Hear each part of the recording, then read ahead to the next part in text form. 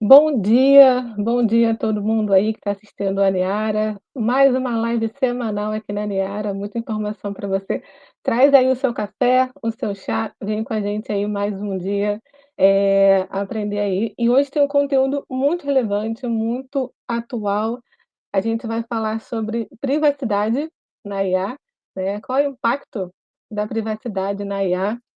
E para isso eu trouxe aqui 3 especialistas, tá, que eu vou colocar eles aqui agora no palco para conversar com a gente. Vamos lá.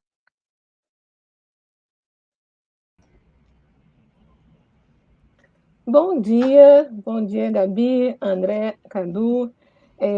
Esse aqui são os nossos 3 convidados de hoje e vão explicar tudo para a gente sobre privacidade na IA. Antes de começar, eu vou pedir para eles se apresentarem, começando aí pela Gabi. Bom dia, gente. Eu sou a Gabi Portilho, eu sou especialista em gestão da informação, já trabalho com isso há muito tempo, mais de 17 anos. E mais recentemente, mas não tão recente, desde 2019, atuo em privacidade e proteção de dados junto com o André. Vocês podem me encontrar no gabiportilho.com.br e no @gabiportilho lá no Instagram. André? André, pode ir. Sem som. Pronto.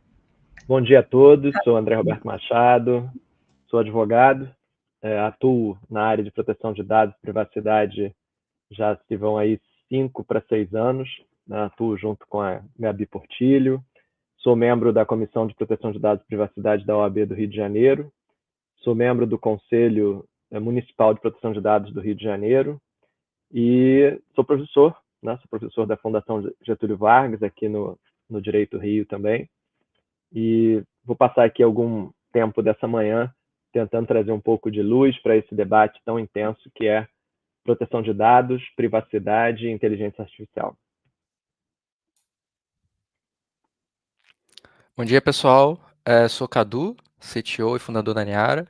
Não apareço tanto aqui no canal, fico mais nos bastidores, trabalhando com o time, desenvolvendo as funcionalidades.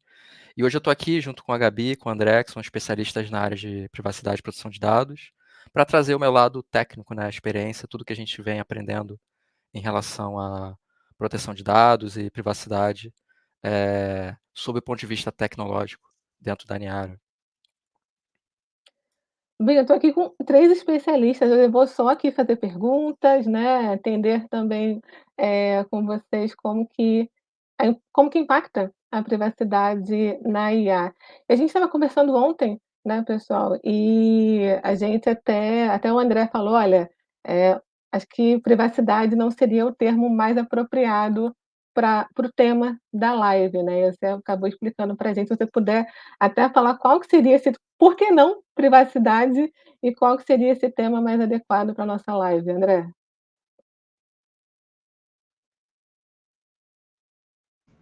Ih, tá sem oi, Opa, oi. voltou. Então vamos lá. Quando a gente fala desse tema, privacidade é a palavra internacionalmente empregada. Porque, de fato, tudo começa com privacidade. Tudo começa lá no século XIX com uma discussão em torno da privacidade. Acontece que, quando a gente olha para o estado da arte hoje, a gente vê que privacidade, daquela forma como ela era concebida no século XIX, ela meio que não existe mais, ou pelo menos ela vai ser limitada ou restrita a comunidades originárias, ainda muito isoladas do contato com a sociedade da informação. Então, hoje, a expressão proteção de dados ou direito aos dados, ela é mais correta, do ponto de vista do estado da arte, do que privacidade em si. Mas a palavra privacidade vai aparecer na top trend, aí, vai aparecer no topo de todas as listas, porque a origem de toda essa discussão é na privacidade. Então, só para contextualizar, para ter uma ideia, quando privacidade aparece no final do século XIX, a ideia da privacidade era a ideia de você poder se isolar diante do resto do mundo, da sociedade. Então, era o direito de ficar só. Era esse direito de ser deixado só, separado, enfim, fora do olhar dos outros e fora né, de uma intromissão alheia. Muito bem. No final do século XIX e boa parte do século XX, era possível você falar em fechar a porta do quarto, fechar a porta da sua casa, trancar o seu portão e que dentro dos seus muros você estivesse de fato só e, portanto, ali aquele espaço de privacidade seria só seu. Quando a gente fala hoje, né, de uma sociedade altamente conectada, não há esse espaço que de fato te coloque blindado de uma interação com o restante, né, da sociedade. Se nós na nossa casa temos inúmeros equipamentos que são ligados à internet, né, internet das coisas, se há várias coisas na nossa casa, como Alexa, como nossos smartphones, como às vezes né, os aspiradores robôs, etc, etc, a gente está conectado e, sob alguma medida, a gente não está num espaço completamente privado. Então, a discussão que hoje faz mais sentido é dizer como é que eu tenho o meu direito aos meus dados pessoais como um direito protegido, do que exatamente o meu direito de ser deixado só num espaço absolutamente hermeticamente fechado e blindado. Então, proteção de dados e privacidade acabam sendo duas faces dessa moeda, mas não exatamente a mesma coisa. No Brasil, por exemplo, a gente teve o reconhecimento do direito aos dados pessoais como um direito fundamental ao lado da privacidade, que já era um direito fundamental, reconhecendo, portanto, que são dois direitos ou duas esferas de proteção diferentes. Quando a gente discute a gente pode discutir as duas coisas, privacidade, né, embora ela seja cada vez mais restrita, e proteção de dados, onde o impacto é muito maior, porque aí não necessariamente a gente está falando de dados privados, mas a gente está falando de dados pessoais. Então, hoje em dia, privacidade é só não tem privacidade, né? Só quem quiser ficar aí enclausurado, não Pois é. sei. Então, eu gosto de dar uma ideia de 3 círculos concêntricos. 3 conjuntos, né, contidos dentro de um conteúdo maior. Então, vamos imaginar que as minhas relações, as minhas ações humanas, os meus pensamentos, as minhas atitudes, elas estejam dentro de um campo grande, que é o campo da minha vida pública. E o que está dentro desse campo grande, da minha vida pública, ele pode ser acessado pelas outras pessoas de um modo geral, não são elementos protegidos pela privacidade, mas podem ser protegidos pela proteção aos dados pessoais, mas não pela privacidade, porque é aquilo que acontece na minha vida pública. O que eu estou fazendo aqui agora, que está disponível publicamente, o que eu faço nas minhas redes sociais abertas, o que eu realizo, né, no dia a dia da minha atividade profissional, que é pública, como advogado, eu tenho isso como algo que está já pré-compartilhado. Não significa que as pessoas possam usar isso indistintamente, existe um certo critério de uso. Mas é algo que não está protegido sob a lógica estrita da privacidade. Um segundo círculo, um pouco menor, é aquilo que eu faço na minha vida privada, mas eu aceito compartilhar com certas pessoas que eu considero pessoas do meu relacionamento mais próximo. Então, meus familiares, meus amigos, etc. E aí a gente poderia usar o exemplo de alguém que tem uma rede social que não é aberta completamente ao público, mas apenas aquelas pessoas que ela classifica como aptas a ter acesso àquela informação. Então, eu reduzo esse nicho, e aqui a gente já começa a discutir com privacidade, sim, dizendo, aqui foi o definido como meu espaço privado, e para ter acesso a ele eu tenho que autorizar. E um núcleo mais duro, mais fechado, que é o núcleo da intimidade. Esse aí eu posso não querer compartilhar com absolutamente ninguém, eu posso querer guardar apenas para mim. E aí, tocar nesse ponto, que é o ponto da intimidade, é muito mais delicado. Daí a gente vai, inclusive, fazer um link entre essas informações que são da minha maior intimidade com a própria ideia de dados sensíveis que aparece na LGPD. Olha, existe um núcleo aqui de intimidade que são questões tão próprias minhas que o uso dessa informação por terceiro tem que ser muito, muito restrito, tem que ser algo que se justifique muito, né? A não ser que eu tenha querido tornar esse elemento da minha intimidade um elemento público, que eu tenha querido previamente compartilhar aquele elemento, tirando ele temporariamente da esfera da minha intimidade e transformando isso num elemento de publicidade. Então, essa ideia do íntimo ainda está aí, ok, são questões que eu não quero compartilhar com ninguém. Mas a questão do meio, que é a da privacidade, essa aí o controle sobre isso está cada vez mais fluido, né? A gente acaba conectado em tantos meios diferentes que que a gente já não sabe exatamente aonde as nossas informações privadas estão circulando. Então, é cada vez mais difícil falar numa privacidade dura, aquela privacidade intramuros antigamente. É mais fácil, ou pelo menos difícil, ou mais lógico, que a gente discuta proteção aos meus dados. E não exatamente se esses dados eram confidenciais, sigilosos, íntimos. Claro que se forem, aumenta o peso da proteção. Mas, de um modo geral, hoje cada vez menos coisas são privadas, particulares, né? E cada vez mais coisas estão compartilhadas publicamente ou disponíveis publicamente. Entendi. E, Gabi, em relação, até fazendo gancho aí, ele falou de LGPD, né, mas fazendo um gancho sobre regulamentação. Eu sei que não tem ainda, né, não tem, mas como que tá essa questão aí, não só no Brasil, mas se você puder também dar um overview aí no mundo, o que tem aí de regulamentação? Bom, vamos falar primeiro das duas principais potências que estão liderando a inteligência artificial globalmente, né? Estados Unidos e China. A gente pode assumir que os Estados Unidos está pelo menos 5 anos além no avanço da tecnologia, tá? Então, há um interesse muito grande em, tanto quanto dominar e regulamentar a tecnologia. Nós temos iniciativas ao redor do mundo, Europa, grupos de países específicos se reunindo para delimitar o uso, a forma de proteger o direito das pessoas, que foi o que o André falou, não só a privacidade em si, né? Mas como é que eu vou usar essa tecnologia sem afetar direitos fundamentais das pessoas que possam ser afetados pela tecnologia? A gente pode usar a tecnologia, assim como diversos outros momentos da história, né? A gente pode usar a tecnologia para diversas finalidades. Para finalidades que nós podemos considerar adequadas, éticas, justas ou não. Então, esses limites precisam ser definidos. Então, a gente tem grupos de países se reunindo e estabelecendo regras mínimas que ainda não constituem regulamentação. A gente tem, no Brasil, alguns projetos também em discussão para se estabelecer um marco da privacidade.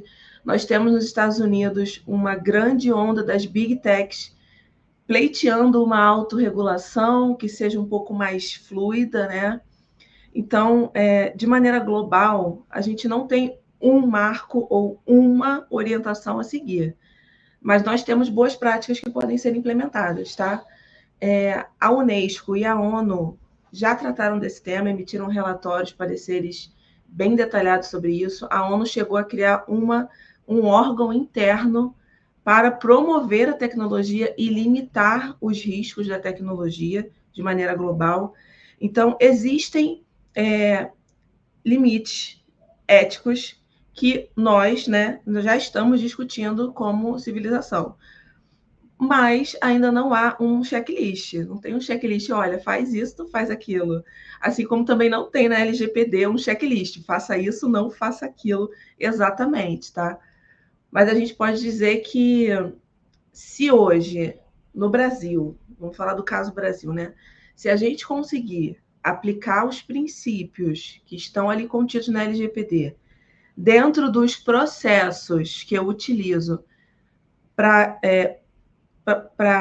extrair essa tecnologia, então, na Niara, por exemplo, se eu vou aplicar ali na Niara os princípios da LGPD, que já visam proteger, muitas vezes, a maioria das vezes, tanto a sociedade quanto a pessoa que está ali podendo ser atingida, né? Podendo ter o direito cerceado, se eu usar esses princípios, eu já começo a delimitar limites éticos aceitáveis e boas práticas aceitáveis, tá? Mas não existe hoje uma regulamentação. Existe muita discussão. É uma tecnologia que não é tão nova, o Cadu pode falar até melhor do que a gente, né? Mas como tem um ano desse lançamento explosivo que todo mundo começou a usar, todo mundo foi lá e fez o cadastro no ChatGPT, e todo mundo tem uma continha lá para testar, para ver se funcionava, né? Então, a partir desse momento, começou-se essa discussão ampla. Então, a sociedade está discutindo, os organismos estão discutindo, as nações estão discutindo, e acho que muito em breve a gente vai ter alguma regulamentação mais formal. Esse é o cenário global, ou seja, não tem certo nem errado. A gente precisa seguir o que, de preferência, né? O que já está implementado de outras legislações, vamos tentar aplicar para essa tecnologia também. Essa é a ideia. Quer complementar alguma coisa, André? Não, eu vou deixar o Cadu aí trazer um pouco da questão das próprias tecnologias em si, aí depois eu passo um panorama regulatório, né, o que a gente já tem de regulação no Brasil e fora do Brasil as mais importantes, o que tem de detalhe de diretriz nesses projetos que estão encaminhados aí à votação do Congresso Nacional. Então agora é a vez do Cadu, eu vou pedir para o Cadu, além de falar das tecnologias, também comentar um pouquinho para gente, né, explicar para gente o que é a OpenAI, o que é o ChatGPT, qual é a diferença entre Niara, por exemplo, até para o pessoal entender, né, como que funciona cada uma, e o que a Niara também está fazendo, claro, em relação à LGPD, a se tornar um pouquinho, como a Gabi falou, né, ficar mais ali regulamentado e seguir os processos da LGPD. Bom dia. Bom, explicando sobre a diferença, né, do ChatGPT, da OpenAI, um pouquinho da Niara, até um tema que eu escrevi um artigo no blog da Niara há pouco tempo. Eu vou fazer uma analogia, porque eu acho que vai ficar mais fácil para as pessoas que talvez não tenham familiaridade com essa coisa da OpenAI versus ChatGPT, que na prática é a mesma empresa, né? Então, assim, imagina um exemplo clássico é o Facebook, né? Que pertence à Meta, hoje é uma empresa que é dona do Facebook, que é dona do WhatsApp, que é dona do Instagram e outros produtos. Mas o Facebook, o Instagram e o WhatsApp são produtos gratuitos, né? Você não precisa pagar para usar o produto, né? O ChatGPT, apesar dele ter uma versão paga, ele é um produto muito parecido com esses outros que eu citei, né? Por quê? Porque ele foi um produto criado pela OpenAI de modo a tornar acessível a IA ou a IA generativa, que é o caso específico do ChatGPT, para que as pessoas possam usar no seu dia a dia, seja no trabalho, seja no estudo, seja qual for o fim, vai ser utilizado esse serviço, né? E como produto final, que o ChatGPT ele utiliza nos bastidores a tecnologia da OpenAI, que é a API da OpenAI, né? Então hoje eles têm a API de conversa, de chat, eles têm a API de visão, onde você pode subir uma imagem, ela interpreta aquela imagem e ela te dá informações relativas àquela imagem, inclusive desde descrever o que tem na imagem até fazer cálculos matemáticos, coisas do gênero, né? E eles lançaram há pouco tempo a API também de áudio, na qual você pode subir um texto e ela gera áudio, ou vice-versa, você pode subir um áudio e ela gera um texto, né? Então, assim, é um produto, né? Um produto que eles disponibilizaram para que as pessoas possam usar, né? E como todo produto, eles têm regras específicas em relação à utilização dos dados. Isso foi, inclusive, o que eu tentei explicar no meu artigo, né? Porque o ChatGPT especificamente, seja ele na versão gratuita, seja ele na versão paga, ele usa os seus dados para treinar os modelos. Você tem a opção de fazer um que ele chama de opt-out, né, que é desautorizar a utilização desses dados, para que a OpenAI não utilize, mas a maioria das pessoas acaba, acredito eu, a maioria, as pessoas que não têm preocupação com privacidade ou proteção de dados, deixam aquela funcionalidade ativa. Até porque, no caso do ChatGPT especificamente, quando você desabilita essa função, você deixa de ter acesso ao histórico das suas conversas, né?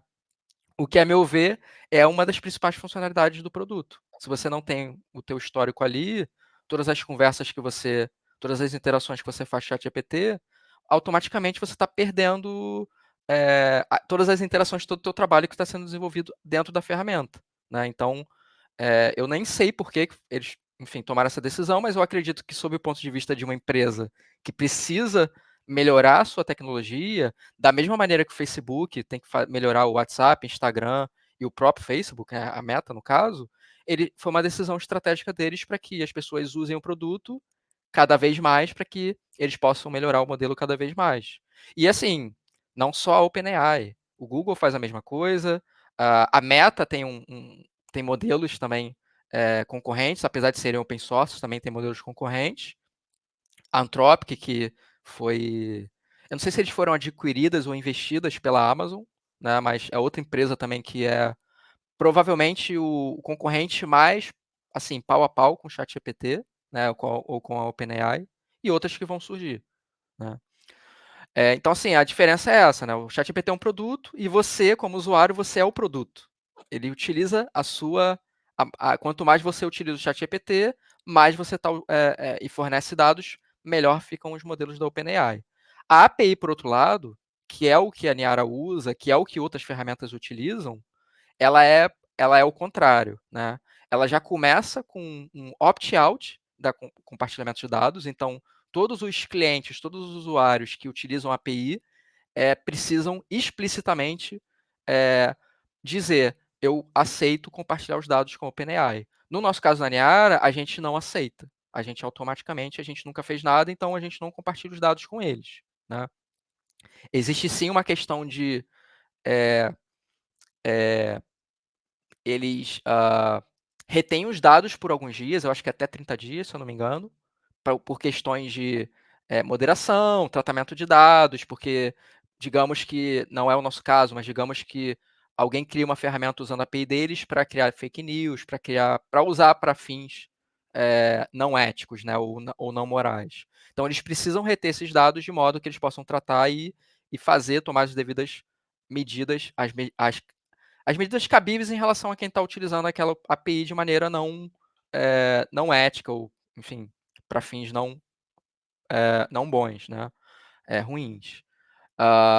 Mas a diferença basicamente é essa. Então, assim, resumidamente, né, o WhatsApp é um produto gratuito que você pode utilizar, tem tratamento de dados, teoricamente sim, existem medidas de segurança, teoricamente sim, né, mas se você é uma empresa que quer fazer uma integração com o WhatsApp, como por exemplo, empresas de suporte, atendimento ao cliente, que você consegue, integrar numa única interface mensagens do Instagram, do WhatsApp, do Facebook, quando você acessa a API, aí tem regras específicas para a utilização dessa API.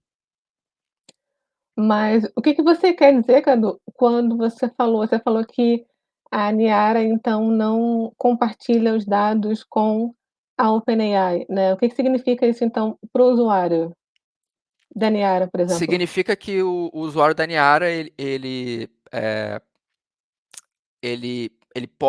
tem uma segurança extra ao utilizar a Niara, pelo simples fato de que os dados que ele coloca ali, obviamente a gente vai entrar mais nesses detalhes sobre que tipos de dados ele deve colocar ou Uhum, não, né, uhum, que isso a proteção de dados ele parte do usuário, né.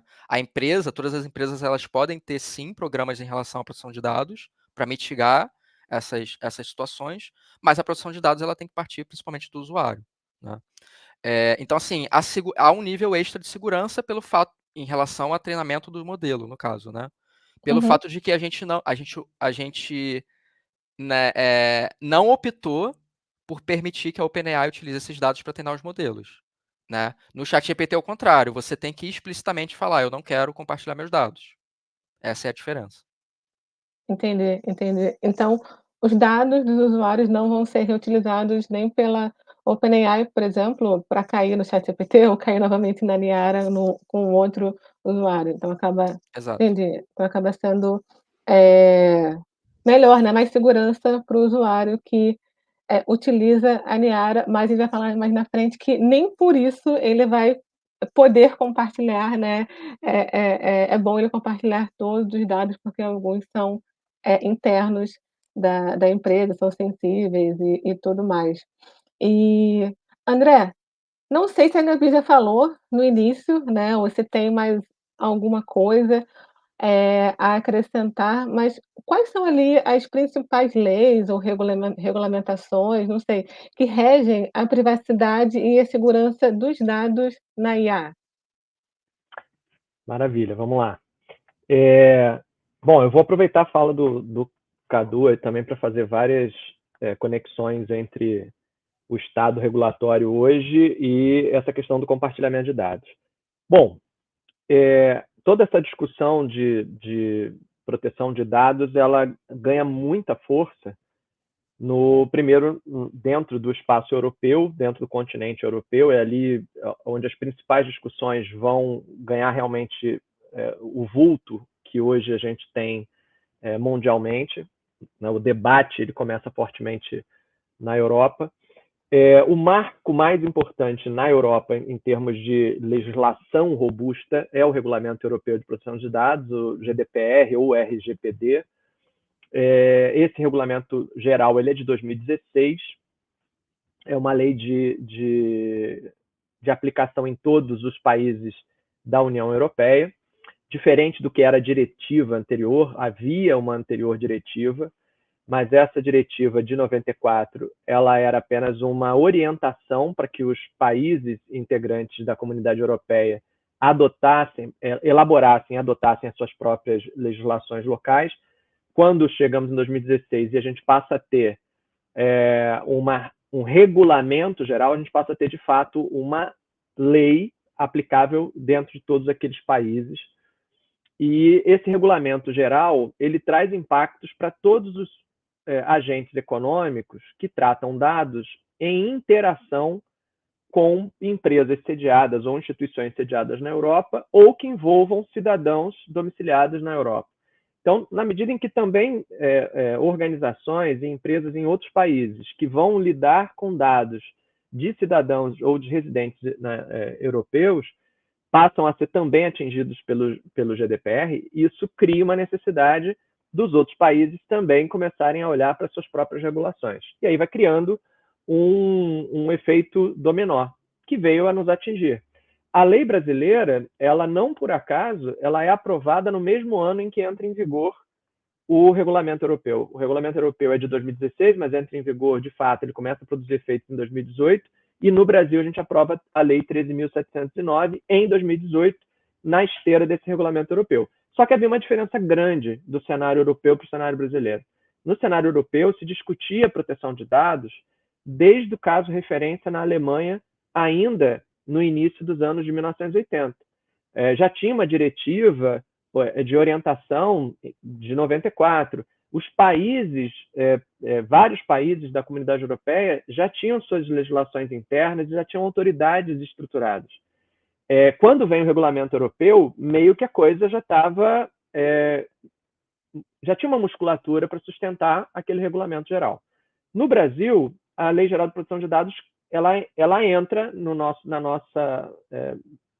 cenário jurídico sem nada prévio profundo. Não havia nada antes muito profundo sobre proteção de dados. Para não dizer que não existia absolutamente nada, a gente tinha no Código de Defesa do Consumidor uma proteção em relação a cadastros de restrição de crédito, SPC, Serasa, né, aquela questão das negativações de nome, e depois derivou dali uma lei do cadastro positivo. E a gente tinha o Marco Civil da Internet, que regulava a questão dos provedores de conteúdo e provedores de aplicações da internet, mas muito mais sob o ponto de vista de ofensa, difamação, publicações que pudessem trazer algum tipo de dano.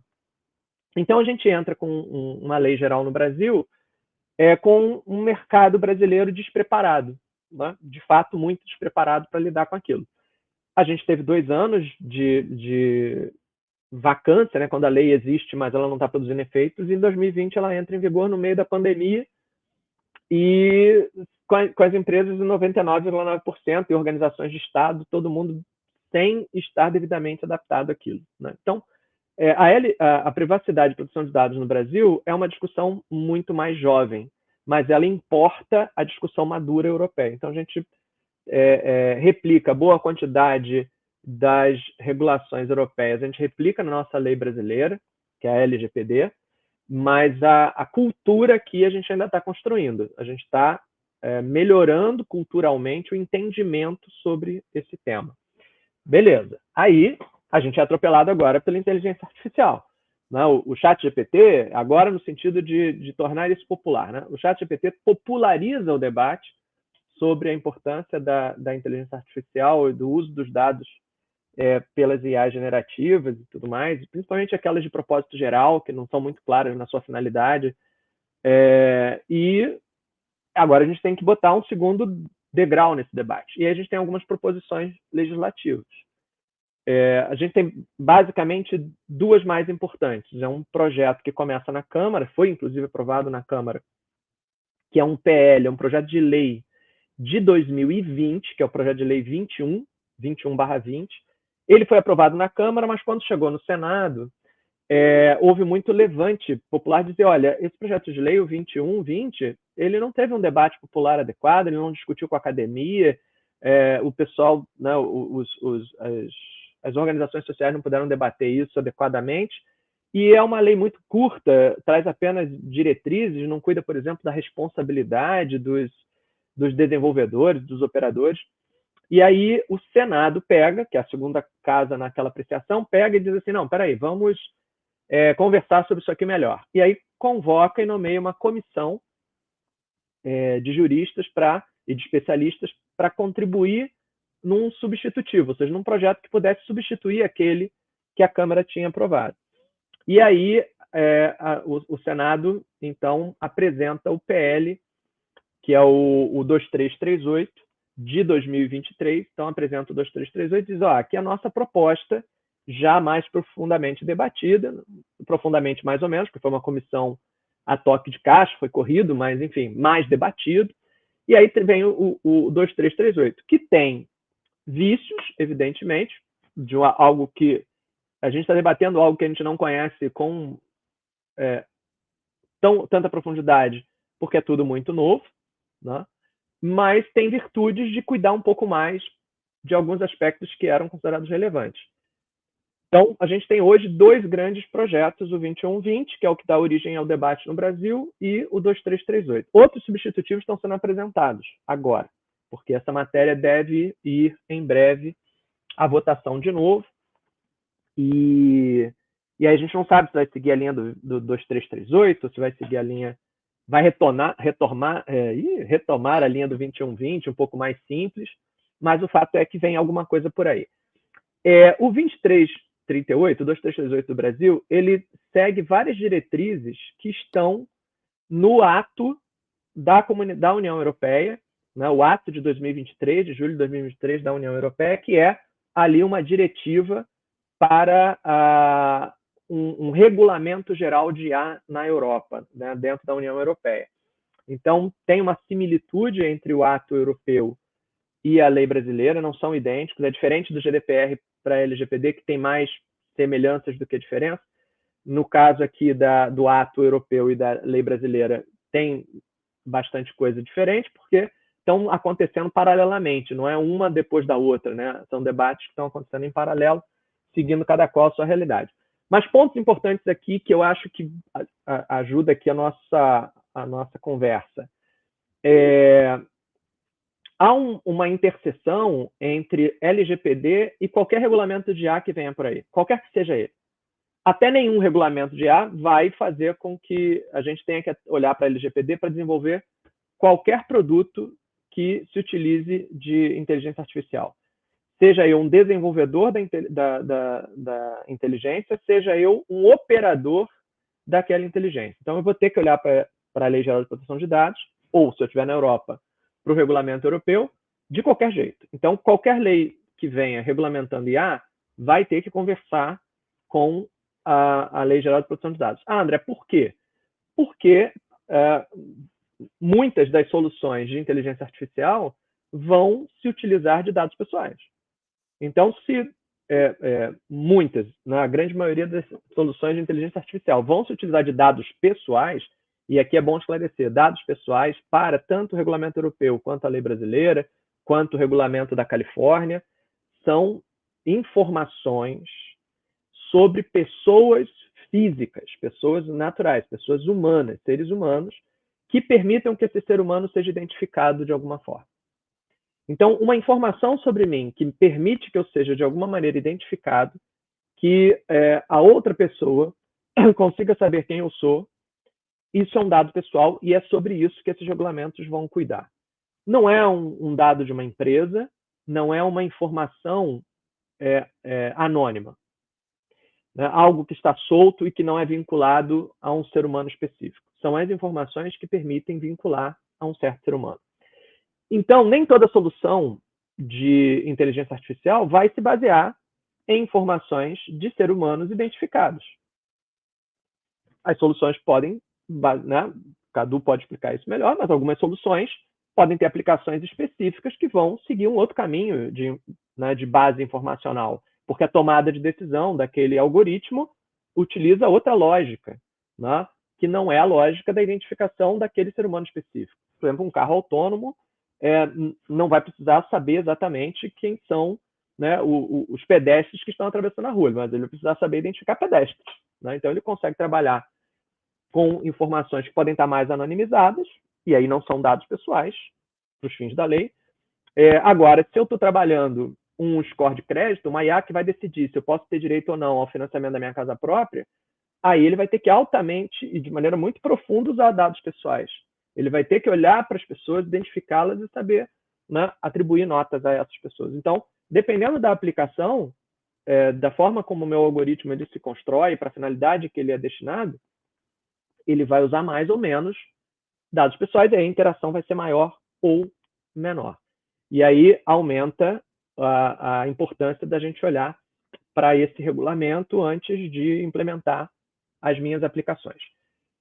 Um outro e último ponto aqui que eu queria destacar é tanto a solução europeia, que já está aí no ato aprovado de meados de 2023, quanto nos dois projetos que estão fortemente aqui no Brasil, o 2120 e o 2338, e também nas medidas regulatórias que estão sendo debatidas nos Estados Unidos, a ideia que tem prevalecido é a de uma regulação um pouco mais dura.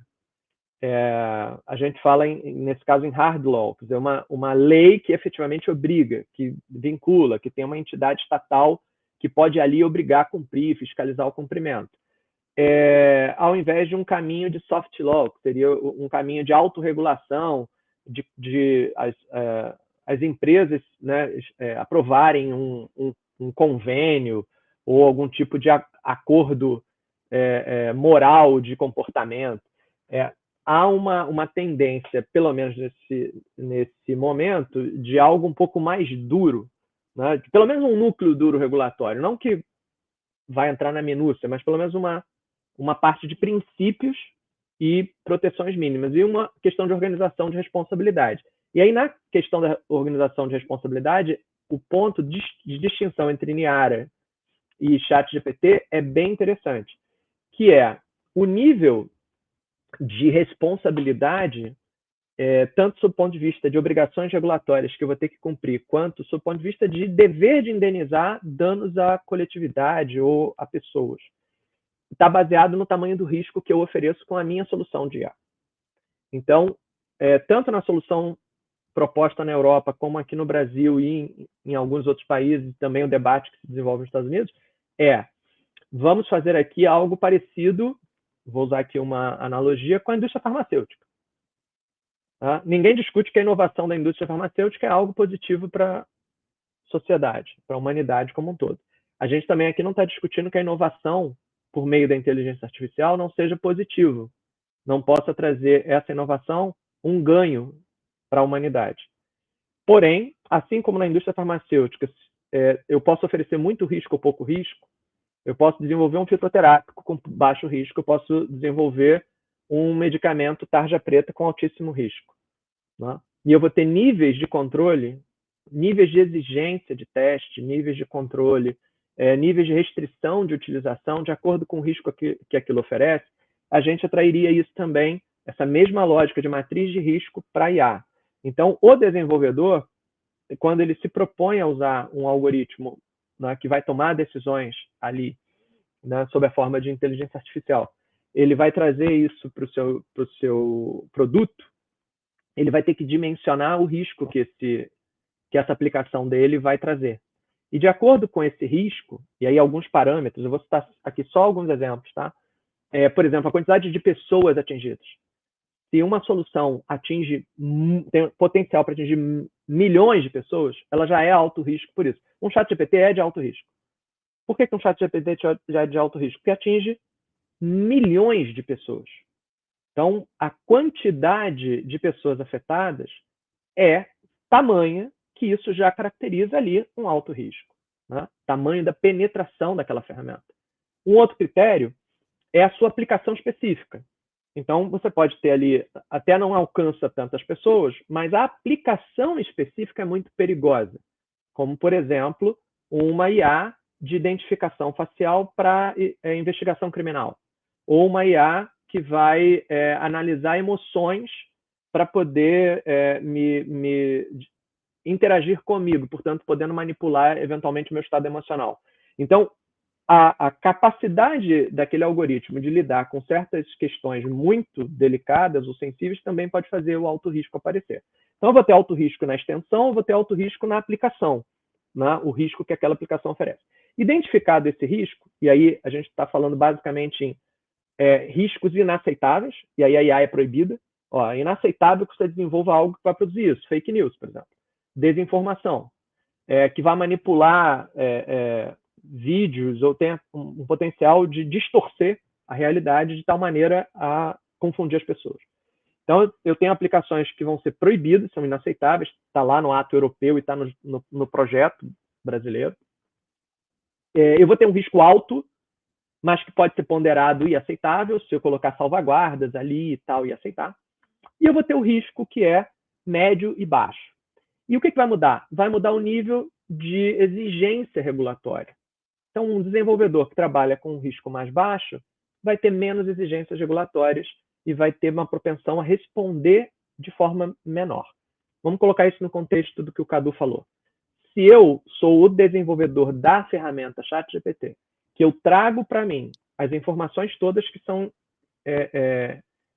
introduzidas pelo usuário, mas mais do que isso, eu faço um scrap dessas informações disponíveis na internet. Então, eu vou em todos os sites de disponibilidade pública e raspo essas informações e trago para dentro. Eu pego as informações que os usuários alimentam com os seus prompts. Eu vou trazendo tudo aqui para dentro. E eu uso cada vez mais dessas informações, eu estou atraindo um alto risco. Pela extensão, pela falta de um propósito específico que dificulta até a compreensão do usuário sobre como o dado dele vai ser usado. O que eu estou introduzindo aqui pode virar o quê? Não, né? Como o propósito geral não é tão claro isso. Essa empresa vai ter que explicar mais, ela vai ter que explicar melhor, ela vai ter que se entender de forma mais profunda no campo da responsabilidade. Aí eu pego a Niara. A Niara vai lá, usa a API do ChatGPT, mas filtra. As informações que o usuário vai introduzir para formar os seus prompts, para dar as suas soluções, elas não vão subir para compartilhamento geral. Elas vão ficar restritas aqui, vão ficar filtradas aqui. Então, eu diminuo o risco. Então, eu trago uma plataforma que vai filtrar esse risco. É como, ao invés de eu usar uma ferramenta de alto risco, eu diminuísse ela para um médio ou para um baixo risco. Então, consequentemente, eu diminuo o meu peso regulatório. Então, a gente vai ter isso. A gente vai ter ferramentas, como a Niara, que vão conseguir oferecer soluções de menor risco para se chegar a efeitos semelhantes, e vão ter outras que vão ter alto grau de risco. Se eu sou business, B2B, se eu sou um empreendedor, que eu vou usar IA, soluções de IA no meu negócio, eu estou agregando aquilo ao meu negócio, eu tenho que decidir o seguinte: eu quero usar uma ferramenta que tem alto risco e trazer esse alto risco para dentro do meu negócio, ou eu vou buscar uma ferramenta que minimize ou mitigue esse risco, e aí eu vou diminuir o risco do meu próprio negócio. Essa é uma decisão que eu vou ter que ter clareza para tomar na hora que eu estou desenvolvendo as minhas próprias soluções. Para o usuário final, é muito difícil, né? Embora o Cadu tenha dito, o usuário que no final vai dizer o que ele compartilha ou não da privacidade dele. Mas para o usuário, nesse momento de falta de cultura, de compreensão exata, é muito difícil. Ele vai ter que ser muito bem informado, quais são os riscos daquele compartilhamento. Tem compartilhamento que ele não fez pensando nisso, porque foi feito lá na internet, num outro site, e que foi raspado pela ferramenta de inteligência. Então ele não está, muitas vezes, nem sabendo que a informação dele foi parar lá dentro, né? Ou não está claro para ele isso. Então, a relação com o usuário ela é mais complexa. Mas no B2B, né, no B2B, basicamente é olhar as soluções que estão sendo oferecidas e pensar o tamanho do risco que eu estou disposto a assumir ou atrair para dentro do meu negócio no momento que eu escolho uma solução de IA. Não só do ponto de vista dos dados pessoais, mas também do ponto de vista do segredo de negócio, né, dos dados do meu negócio. Se eu quero que a IA trabalhe com a minha realidade de negócio, eu não posso ir para uma IA aberta, porque eu estou subindo para uma IA aberta os meus dados estratégicos, e eles estão se tornando dados populares. Né? Então, até essa também compreensão sobre esse filtro de compartilhamento, ela precisa ser bem avaliada. Acho que falei pra caramba. Desculpa. Não, a gente adorou, eu adorei aqui, você fez primeiro um cronograma ali a linha do tempo, né, das leis e tudo mais. Ó, a Vitória, estou impressionada com tanta informação. Privacidade é um assunto muito profundo que eu, como consumidora de IA, não fazia ideia que estava envolvido. Então, assim, foi muito boa essa explicação e até para as pessoas entenderem, como que funciona, né, enfim, a IA, o ChatGPT, a Niara. Ontem o Google lançou também uma IA, que aí é outra IA que eu sei que vai utilizar dados, porque a gente coloca todos os dados ali, o Google sabe tudo, né, sabe onde a gente foi, o que a gente pesquisa, ou o que navega, então assim, ele vai usar tudo O que ali. tinha no e-mail. Aham.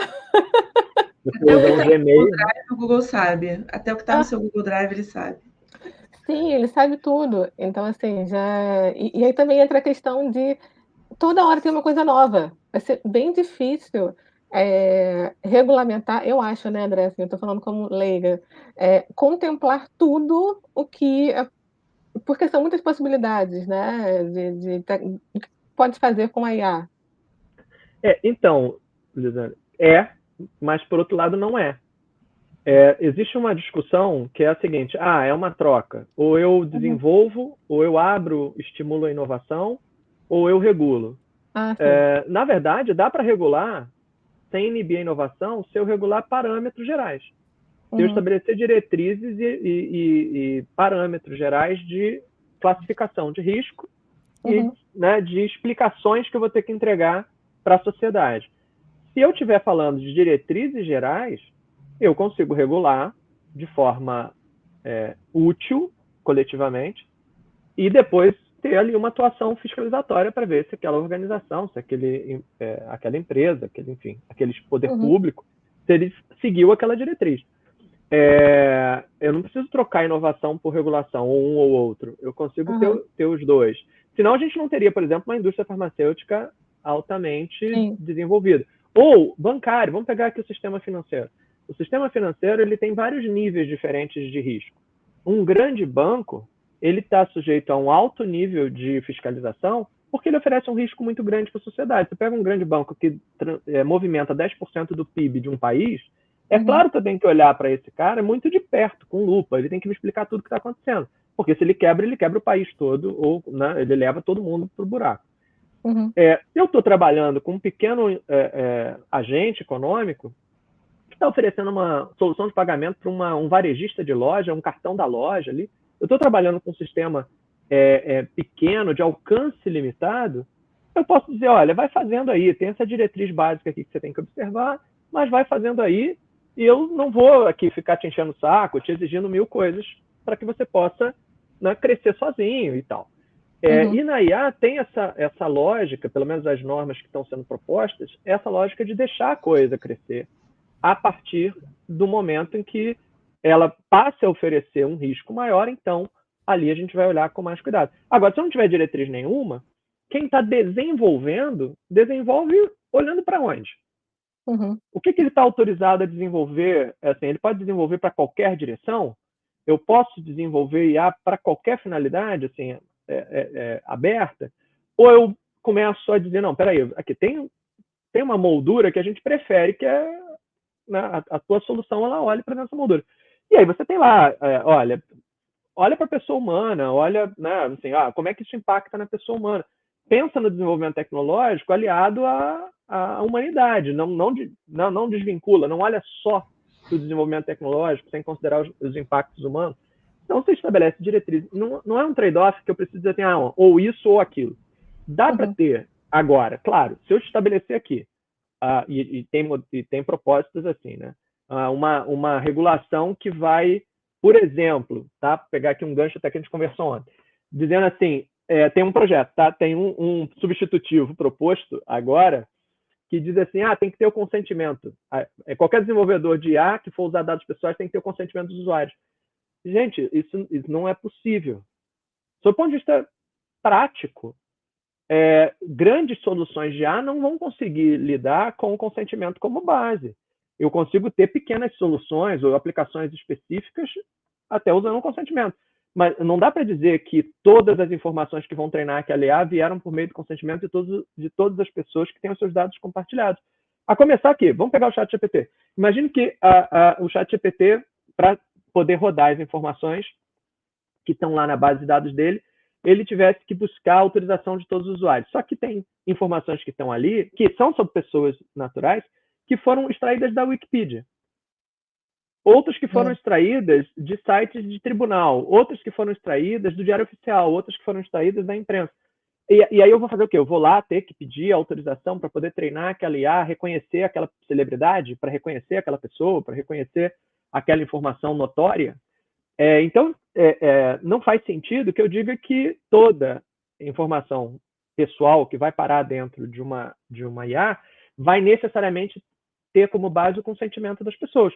Algumas sim, vai fazer sentido, né? Como o Cadu falou, na hora que eu vou lá para o ChatGPT e vou usar a minha versão gratuita, e eu vou subir informações que eu estou, né, programando lá, perguntando, pedindo, encomendando ali para o ChatGPT, me escreve sobre isso, me fala sobre aquilo. Se eu subo informações minhas ali, né, pessoais, questões pessoais, ou se eu estou permitindo que sejam rastreadas informações pessoais minhas naquela interação, ali eu tenho que ser informado e, eventualmente, consentir ou dizer, não, então, eu não consinto, a ferramenta vai ficar restrita, mas é isso aí, eu prefiro ter a ferramenta restrita do que compartilhar. E ali eu vou tomar uma decisão de opt-in ou de opt-out, isso vai estar pré-marcado, ou eu vou ter a opção de desmarcar depois, né? Ou ela só vai ser ativada se eu marcar. Beleza, ali eu vou trabalhar com um certo nível de consentimento, mas é o consentimento daquele usuário naquela ponta. E todas as outras informações que já foram antes obtidas por outras bases, porque o ChatGPT não surge a partir do usuário. O ChatGPT já estava lá com um monte de informação pronta, porque se não tivesse, o usuário nem teria interesse, né? Então ele já tem uma série de informações que estão lá dentro e que o usuário começa a alimentar com novas informações, mas já tinham outras. Então, nem a LGPD, nem o GDPR dizem que o consentimento é a única forma legítima de tratar dados pessoais. O consentimento é uma das formas, mas existem outras tantas formas. O que eu tenho é que identificar se a forma que eu estou usando é legítima. Se a fonte de informação usada por aquela IA é uma fonte que está dentro das bases legais, mas não necessariamente o consentimento. Então, tem muita coisa que, se eu tentar regular muito detalhadamente, vai dar ruim. Eu não vou conseguir desenvolver. E aí eu vou injetar. E aí aquele país fica para trás. Os outros desenvolvem e ele não anda. Mas, por outro lado, dá para ter diretrizes gerais, sim, convivendo com inovação. A gente consegue. Até é bom para proteger o desenvolvedor, para que ele possa investir sabendo que, se eu pisar aqui, eu piso com mais segurança. Porque, senão, gente, olha só, do jeito que está hoje, sem regulação nenhuma, eu vou ter aplicação do Código de Defesa do Consumidor, eu vou ter aplicação da LGPD, eu vou ter aplicação do Código Civil, eu vou ter aplicação das leis empresariais, eu vou ter aplicação de um monte de lei, que nenhuma delas é específica para IA. E aí a interpretação vai ser a que o juiz quiser dar no caso concreto. E pode ser que ele dê uma interpretação que não seria melhor para a inovação. Se eu tenho um marco regulatório que vai estabelecer ali algumas premissas, ele já orienta aquele intérprete. Ele vai dizer, jogador, você que não entende nada de IA, né, que entende muito pouco, mas aqui tem uma diretriz. Qualquer outra lei que você vai aplicar, ela tem que dialogar com essa diretriz, porque esse aqui é o princípio para desenvolvimento de inteligência artificial. Então, até para a segurança de quem vai desenvolver, é melhor eu ter algum marco regulatório do que eu não ter absolutamente nenhum marco regulatório.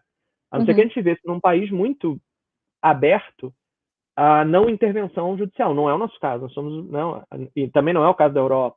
Né? Os países membros na Europa também são muito intervencionistas. Né? O Estado atua bastante. Então não dá para dizer assim, não ter regulação nenhuma é excelente. É excelente mais ou menos. Né? Ter uma regulação ruim, claro, atrapalha, mas ter uma regulação ok, ela ajuda no desenho do negócio. Né? O desenho melhora o meu negócio. Maravilhoso, adorei, adorei a explicação toda. Eu vou pedir depois o Cadu, mas antes eu vou pedir para a Gabi só, aproveitando esse gancho, né, de regulamentação, de regras e tudo mais, como que a LGPD, Gabi, como que ela impacta, então, né, o uso da IA em ferramentas como o ChatGPT, Niara, a do Google, Nova, né, assim, como que impacta nisso tudo? Eu vou falar uma visão que é um pouquinho diferente da visão do André, que ele está falando da visão do usuário. Eu vou falar da visão da empresa, tá?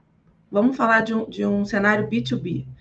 Vamos falar de um cenário onde a empresa vai contratar uma ferramenta que se utiliza de algum algoritmo de inteligência artificial, machine learning, etc. Como é que essa empresa pode analisar esse risco, classificar esse fornecedor e ter certeza que, colocando ali os seus dados, ela está segura dentro do limite da responsabilidade de cada um, né? Então, vou dar um exemplo prático da Niara, tá, Alice? Que fica mais fácil. Por exemplo, a Vitória ali. A Vitória falou que ela trabalha com geração de conteúdo. Digamos que a empresa da Vitória contrate a Niara para utilizar a Niara no dia a dia, na criação de conteúdo, etc. A gente já entendeu que a Niara utiliza uma parte de uma inteligência artificial, que é o ChatGPT. Então, a gente utiliza ali parte e utiliza de forma controlada, digamos assim. Nós, Niara, não utilizamos como um usuário comum que entra, faz um login e começa a conversar ali com a inteligência.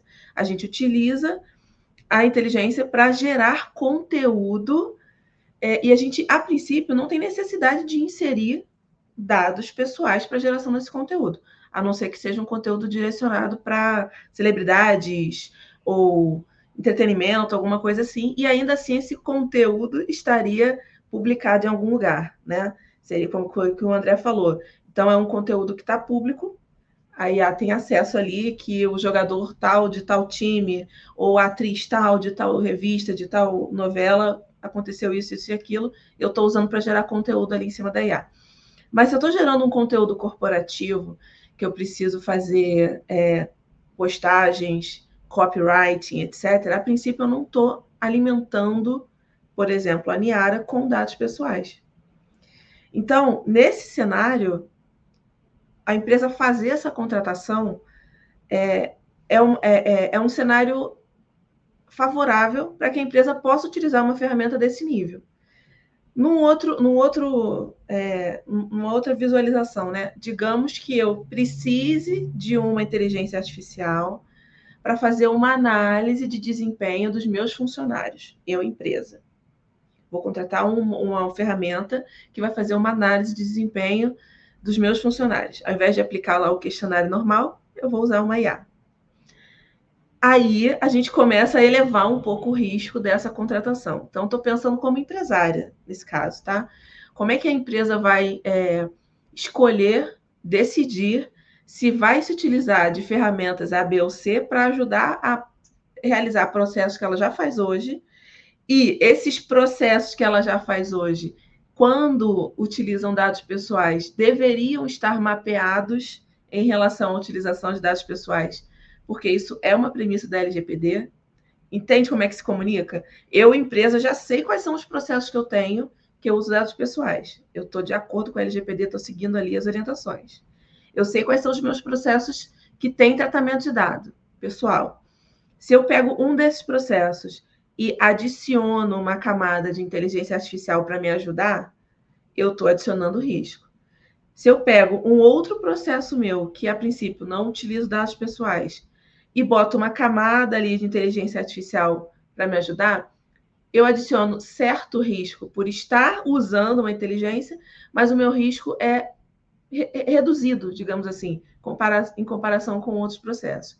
Então, na visão do empresário hoje, o que a gente vê todos os dias, eu e o André, é o seguinte: as empresas, para os processos em que elas sabem que a LGPD está incidindo vorazmente, elas tentam não utilizar, por enquanto, ferramentas de inteligência artificial, porque elas não têm certeza do risco que elas estão assumindo se elas fizerem isso. Como a gente não tem regulação, a gente não tem ainda, né, um marco regulatório, a empresa prefere não fazer, porque pode ser que ela esteja atraindo um risco desnecessário.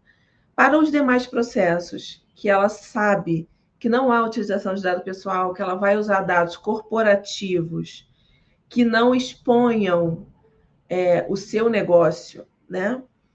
Essa empresa, sim, muitas vezes decide utilizar ferramentas de inteligência artificial. Então, a gente tem essa decisão assim na cabeça. Ali, a Vitória está falando, ótimo ponto. Pois é, quando a empresa não sabe o risco, a princípio ela está dizendo que não. A gente está falando aqui de empresas de médio, pequeno porte, tá, gente? Empresas de grande porte, normalmente, elas mesmas desenvolvem inteligências dentro de casa, né? Elas utilizam as ferramentas para desenvolver inteligências dentro da própria casa e aí elas regulam aquele risco ali. Mas quando a gente está falando de contratação, é assim que acontece.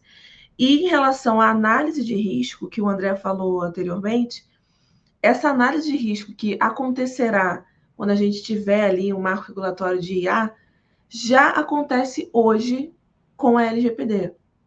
Então, uma empresa que está adequada ou se adequando à LGPD, ela obrigatoriamente faz análise de risco para a contratação de fornecedor, para estabelecer relação com clientes, para divulgação de informações. Ela faz uma análise de risco geral do próprio negócio em si, da sua infraestrutura, dos seus processos, para entender se o que ela faz hoje, que tenha dados pessoais ali envolvidos, está com um risco adequado, um risco aceitável, se eu posso mitigar esse risco ou não. Então, quando a gente olha para o que o Cadu fala, olha, a Niara não utiliza a inteligência da OpenAI com a sua totalidade. A gente utiliza parte, a gente utiliza para finalidade específica. O nosso foco não é utilizar dados pessoais para a geração desse conteúdo. Quando a gente analisa isso que o Cadu falou, a gente consegue entender que o nosso risco aqui é bastante controlado. Então, essas definições de finalidade, para que eu estou utilizando essa ferramenta? Como eu estou utilizando essa ferramenta? Quais são os dados que eu estou inserindo nessa ferramenta? Eu estou inserindo dados pessoais? Eu estou inserindo dados pessoais que são públicos ou eu estou inserindo dados pessoais da minha empresa ali, dos meus colaboradores, dos meus clientes, que a princípio seriam listas restritas. A forma que essa ferramenta se compromete a utilizar os meus dados. E a gente discutiu isso ontem, né, Liz? Como é que eu vou garantir que ela vai usar da forma que ela está falando? Hoje não tem como a gente garantir nada, mas a gente pode garantir formalmente, e aí entra o André para redigir esses contratos que a gente vai ter a garantia legal, e a gente pode garantir auditando, né? Então, como é que eu vou garantir que aquela forma está adequada? E, mais do que isso, o resultado esperado, ele é o resultado adequado? Isso vai impactar a minha operação a ponto de eu, empresa, correr esse risco? Então, essas perguntas, elas acontecem hoje já na LGPD. A gente vai replicar, como não temos marco legal, vamos replicar esse modus operandi aqui para a utilização da IA, tá? Mas, a princípio, as empresas vão escolher o caminho mais seguro, ou seja, eu vou utilizar a IA quando eu souber que eu não tenho dado pessoal ali sendo tratado. Eu vou tentar evitar a IA quando eu souber que eu tenho dado pessoal sendo tratado. Eu vejo decisões dessa todos os dias, tá? Em empresas que a gente atua como encarregado de dados, as empresas decidem dessa forma. E aí, um outro ponto que é a visão do usuário. Usuário corporativo, eu, em nome da minha empresa, estou utilizando uma ferramenta de IA. Como é que eu posso fazer para utilizar da melhor forma, né? Tudo que eu falei antes é a visão de eu, empresário, estou contratando uma solução. Mas eu, funcionário, também tenho que pensar nesses pontos. Se eu estou utilizando uma solução que a empresa me disponibiliza e eu sei que eu não preciso de dados pessoais para executar aquele trabalho, que eu posso adotar processos, que eu posso agir de uma forma mais segura para evitar riscos, eu tenho que adotar esses processos.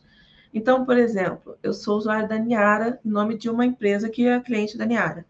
Eu não vou compartilhar minha senha, eu não vou fazer upload de dados desnecessários para a Niara, né? Que não vão fazer sentido, ou eu não vou botar ali informações cruciais do negócio. Eu vou usar a Niara para redigir para mim o grosso do meu texto e vou inserir informações que eu não quero que sejam divulgadas, por exemplo, à parte. Então, a inteligência artificial, ela pode ser usada e ela vai ser usada, né? É para isso que a gente criou, né, gente? Muito beneficamente, para que todo dia a gente utilize. Eu, como DPO, uso inteligência artificial, eu uso o ChatGPT todo dia. Só que eu não coloco ali a informação do meu cliente, eu não coloco nenhum dado pessoal. Eu crio uma empresa fictícia, eu traço um perfil, e aí a inteligência me ajuda a escrever um texto, a escrever um e-mail, uma norma e etc. Então, dá para a gente utilizar com inteligência, a nossa, as ferramentas de inteligência artificial que estão aí para nos ajudar, né? E eu acho que esse cenário, Liz, assim, a gente olhar, poxa, eu sou usuária, vou prestar atenção no que eu estou colocando na ferramenta. Eu, como empresa, vou tomar atenção aos riscos que essa ferramenta me oferece. E eu, como pessoa física, tenho que pensar o seguinte: eu tenho que me proteger para que eu não esteja em todas as ferramentas. Vou dar um exemplo de uma trend que tá bombando aí no Instagram. Eu até participei, botei ontem. Mas o que eu fiz? Eu sou capciosa. Eu marquei todos os xizinhos. Por quê? Não sei se vocês já viram tá assim, bem-vindo 2024. Aí tem lá uma lista de coisas que você fez em 2023. Aham. Né? Aí tem tudo. Ah, muito bonitinha essa trend do Instagram, maravilhosa. Só que dá para criar um perfil com tudo que você está dizendo ali. Então, tem lá, eu viajei, eu me mudei de estado, eu mudei de cidade, eu comprei um cachorro, sei lá, fiz o quê. Cara, com tudo ali, tudo que for marcado ali, a gente já tem IA que faz scrap em imagem, gente. Eu consigo dizer, olha, a Liz e o Cadu, eles gostam muito de viajar. O André gosta muito de estudar. A Gabi gosta muito de visitar restaurantes.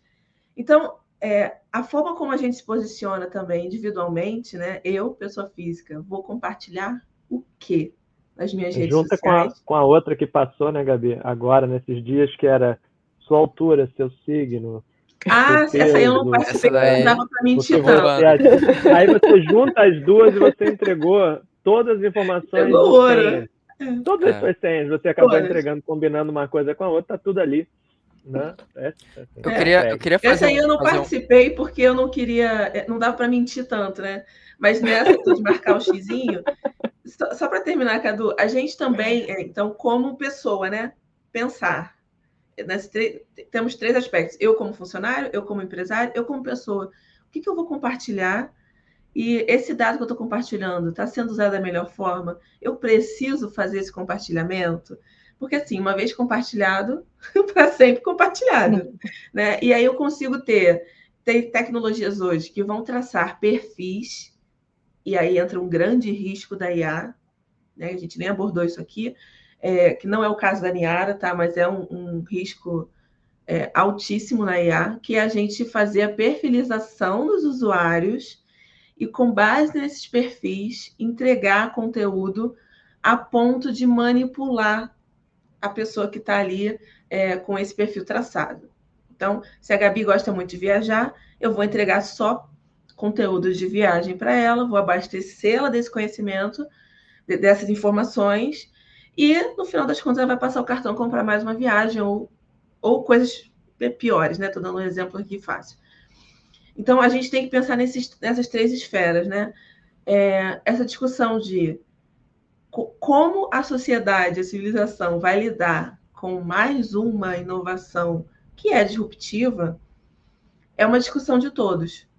Mas no nosso dia a dia, se a gente não está inserido nesse meio, mas se a gente vai se utilizar dessas ferramentas, a gente tem que utilizar da melhor forma. Então, isso tudo que eu falei entra nesse dia a dia, né? Na prática. Eu gosto muito de dar exemplos práticos, porque o caso a pessoa vai receber um acesso a uma ferramenta que ela vai usar. A empresa vai ter que decidir se vai contratar ou não. Você vai ter que decidir se vai entrar na trend ou não vai. Então, o que você vai fazer com tudo isso que está acontecendo, né? Então, primeiro começa pensando em si. Eu gostaria que isso fosse compartilhado. Essa informação aí vai para o âmbito da empresa. Essa informação é corporativa? Ainda que não seja um dado pessoal, é relevante que eu compartilhe essa informação aqui ou é uma informação de negócio que eu não devo compartilhar? Na dúvida, eu não compartilho. E aí vai para a questão do B2B, né? A minha empresa está correndo risco, meu negócio corre risco se eu contratar isso aqui? E aí a gente amplia para a sociedade. Era isso que eu queria falar, Cadu. Eu queria Não, só fazer um complemento sobre o que eu falei há alguns minutos atrás sobre a questão de segurança de dados, que ela tem que partir do usuário. Eu até entendi, acho que o André foi bem esclarecedor o que ele falou, né, que o usuário muitas vezes ele não tem a menor ideia do que ele pode fazer, né?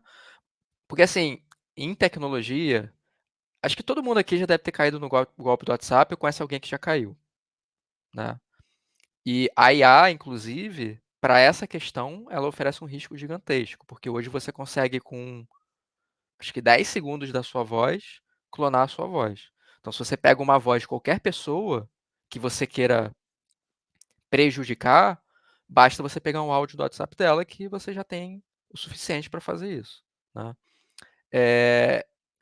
E aí, uma coisa que é muito... Para quem trabalha com tecnologia, é um pouco mais fácil de compreender isso, né? Por que que o usuário ele tem que ter essa consciência de que a segurança, ele é parte importante da segurança? Porque acontece muito em engenharia social, né? A gente vê muitos casos, por exemplo, tem inclusive no próprio Netflix, tem vários documentários de empresas que sofreram golpes e tudo mais, através de engenharia social, né? O que é engenharia social? É você basicamente, é o que você falou, manipular uma pessoa. É você entrar em contato com aquela pessoa, começar a criar uma relação com ela, até o momento que você consegue obter uma informação que ela tem acesso. Isso acontece muito. Tem bancos, tem empresas que são altamente seguras, mas através da engenharia social as pessoas conseguem invadir. Um caso clássico de engenharia social é do eu esqueci o nome dele, mas é um cara que hoje está exilado, acho que na Rússia. E ele invadiu a NASA, acho que ele tinha 16 anos. Eu não me lembro o nome dele agora, né? Mas é um cara que no meio de tecnologia, ele é um cara muito conhecido por ele ter invadido a NASA. E como que ele invadiu a NASA? Através da engenharia social, né? E a engenharia social é o que faz com que esses golpes aconteçam. A gente vê muito, por exemplo, tá vendo uma reportagem no Fantástico do último domingo sobre um aplicativo que é um jogo de azar e que eles utilizam influenciadores para atrair usuários.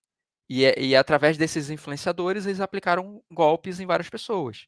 E esses influenciadores foram presos porque eles foram parte integrante pelo menos a legislação brasileira entendeu que eles foram parte integrante de toda essa quadrilha de golpe do aplicativo, né? Então, assim, o que eu quero dizer com relação ao usuário é justamente isso, que ele tem que ter consciência que qualquer informação que ele coloca numa ferramenta, seja a Niara, seja o ChatGPT, seja o Instagram, seja onde for, ele tem que ter essa consciência de que aquela informação ela poderá ser usada para outros fins, entende? Agora, o André, acho que ele falou uma coisa interessante, a questão cultural. O brasileiro ele não tem essa cultura, essa preocupação com a privacidade, não tem tanta preocupação com isso. a gente compartilha tudo na internet, né? O europeu é muito diferente, principalmente, por exemplo, o alemão. Eles têm preocupação com tudo em relação à privacidade. Por quê?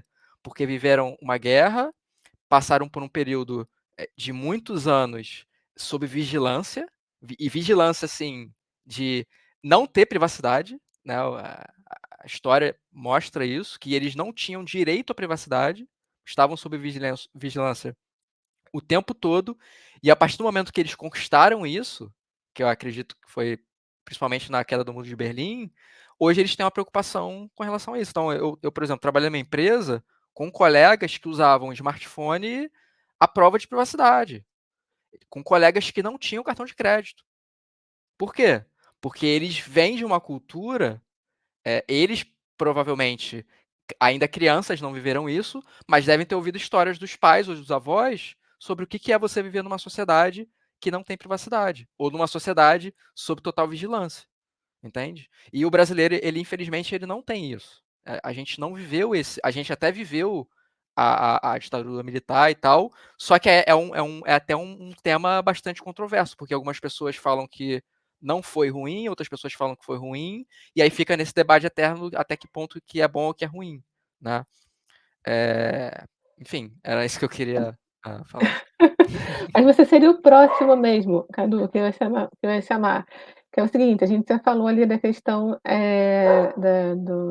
da regulamentação, da LGPD, como que é para o usuário, para a empresa, e eu queria saber também como que as ferramentas de IA, e eu estou falando de Niara, ChatGPT, Bard, enfim, pode até mais se aprofundar na Niara, é claro que você entende mais sobre o nosso caso, como que elas podem, de certa forma, quais são as boas práticas, sabe, para garantir ali a privacidade de dados?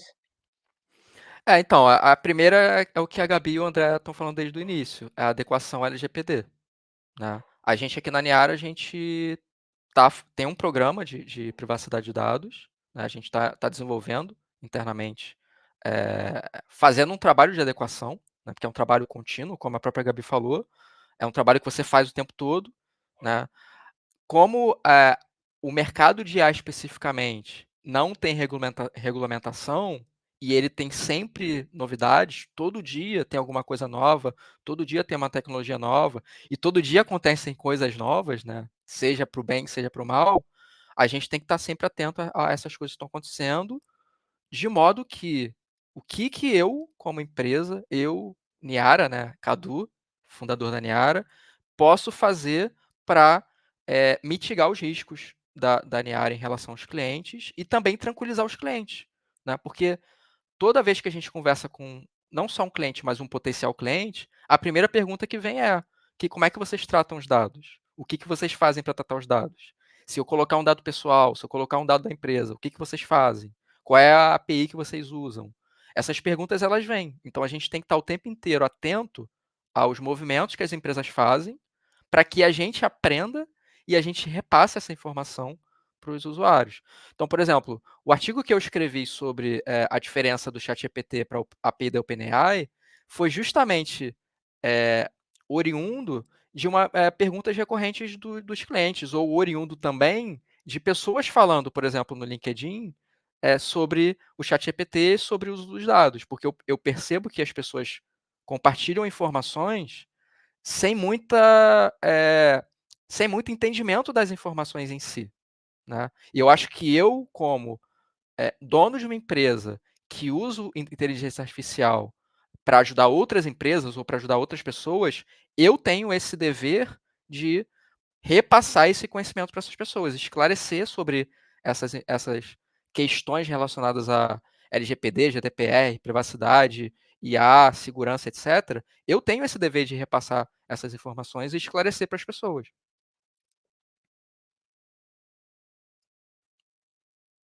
Foi tudo? Todas as boas práticas? Espero que Cadu? sim.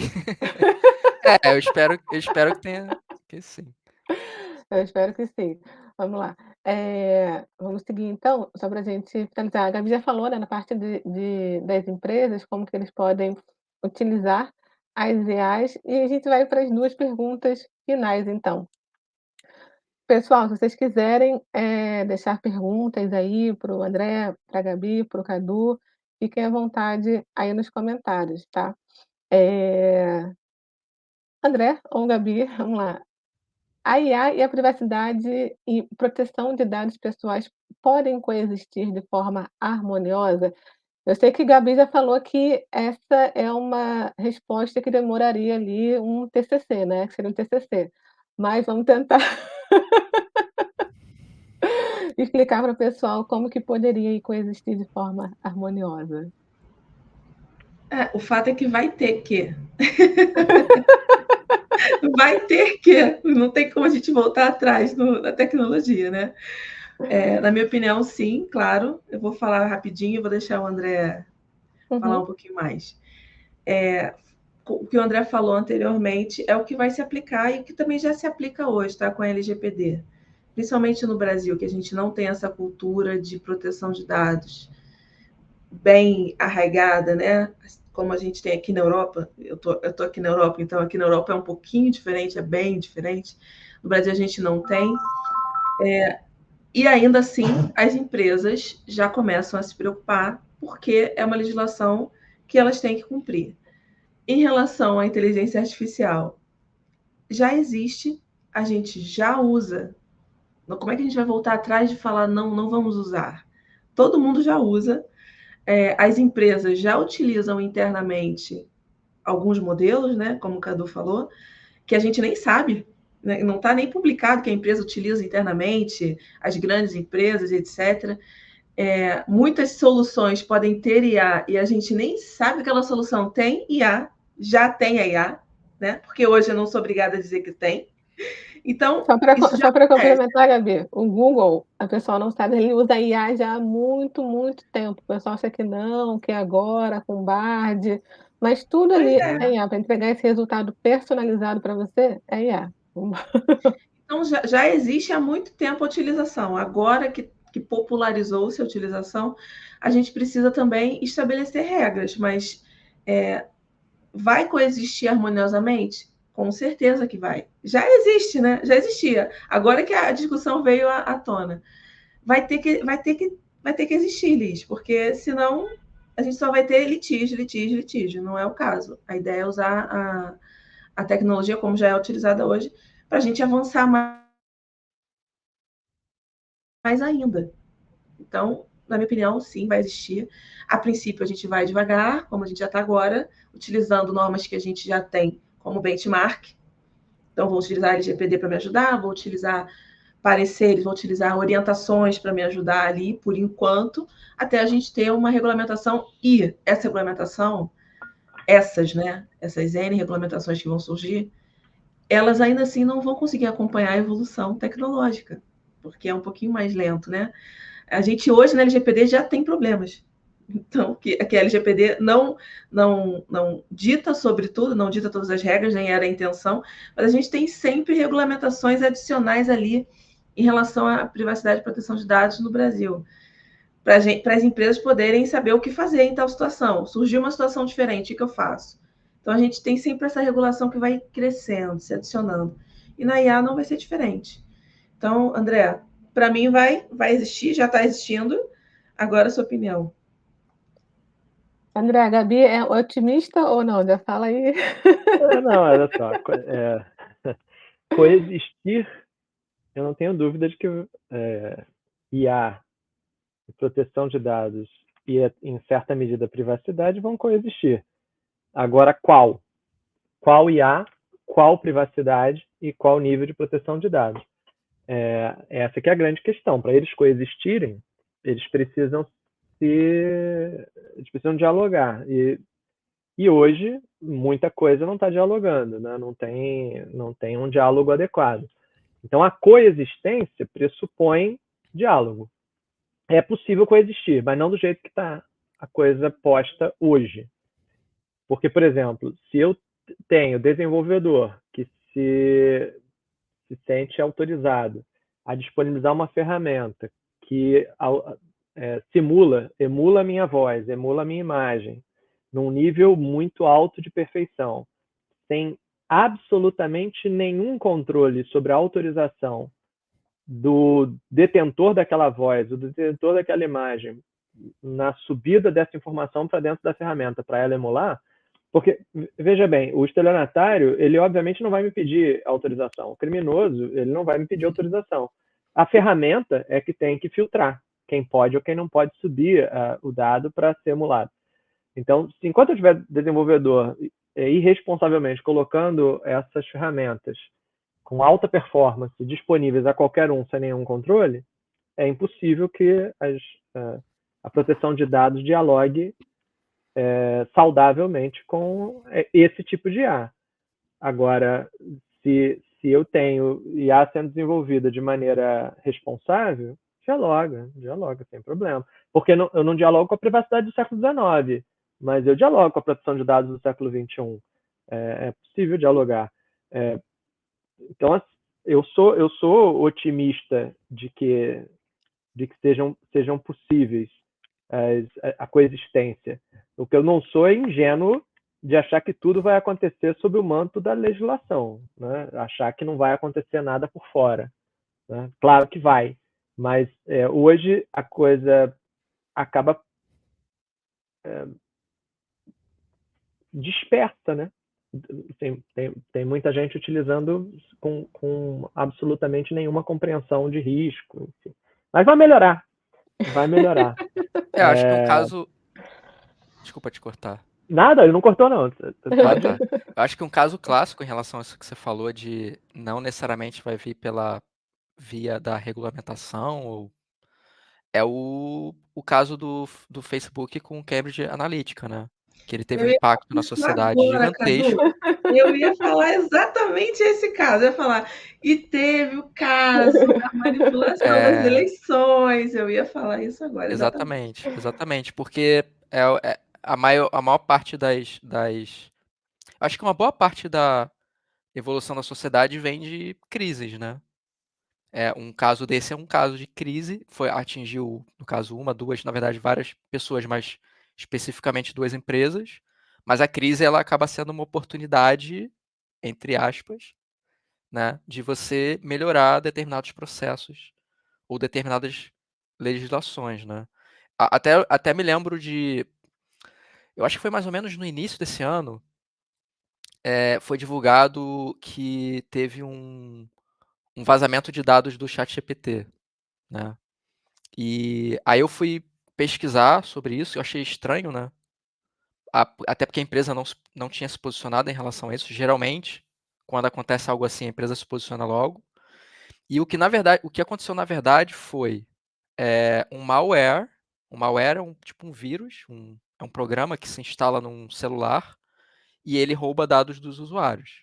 E o que aconteceu foi, o malware atingiu usuários de Android, de uma versão específica do Android, não foram todos os usuários do Android, e esse malware roubou dados dos usuários, dentre eles, dados de acesso ao ChatGPT. Então não foi um vazamento do ChatGPT, foi esse malware, tanto que vazou dados não só de usuários do ChatGPT, mas de várias outras ferramentas. Mas o ChatGPT era o foco, ainda é, mas na época era o foco, e os canais de mídia se concentraram em falar, não, vazou dados do ChatGPT. E não foi isso que aconteceu, né? E aí essa é a questão também, de tipo, até que ponto o usuário é responsável ou não, né, sobre a segurança, né? Sim. Gabi, você quer complementar alguma coisa sobre esse caso? Não, tá Não. tranquilo, o Cadu já falou. Eu ia dar só o exemplo do que o André estava dizendo sobre o que vai acontecer de ônus e bônus, né? Então, já aconteceram coisas. A gente já aprendeu com essas coisas. É porque na época não se falou exatamente em inteligência artificial, mas a perfilização das redes sociais utiliza inteligência artificial, não tem como. Se você falar agora, vou comprar tal coisa, vai aparecer para você na sua rede social, vai aparecer um link do Google para você clicar. Então, não tem como a gente dissociar uma coisa da outra, né? Já aconteceram coisas. Então, agora a gente está no momento de discutir e regulamentar. E vai acontecer mais coisa.